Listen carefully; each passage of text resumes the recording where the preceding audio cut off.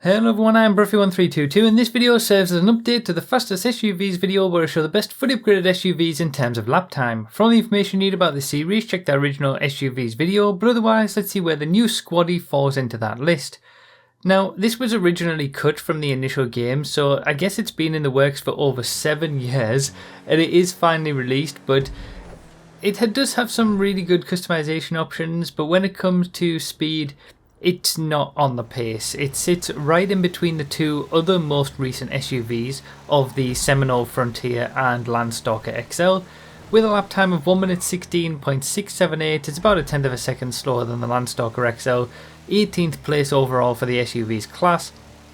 And given how the SUV's class has moved forward over the years, with the top 3 having crazy lap times, and given that the Squaddie wouldn't even be on the top pace of the old quickest SUVs, you're not going to be wanting to get this for races.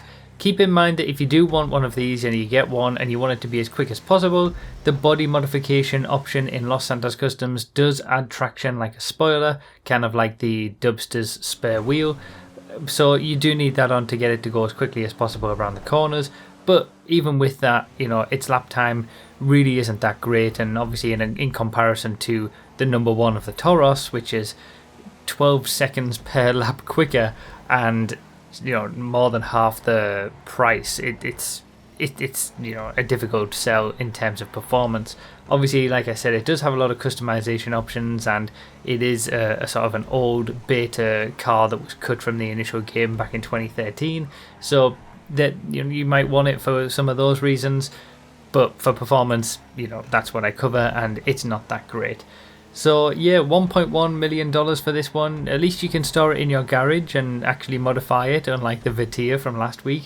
But yeah, it doesn't really add much. And I guess something I've been thinking about a lot recently is a lot of people sometimes say, every new car doesn't have to be the new quickest and all that kind of stuff. And I totally agree with that. And I think it would be bad if every new car was the quickest. It would be nice if they were somewhat on the pace, but the Squaddie does fit nicely into the E tier for the SUV's class, which has a good number of vehicles now that you can all race together on the same pace, so it fits nicely there.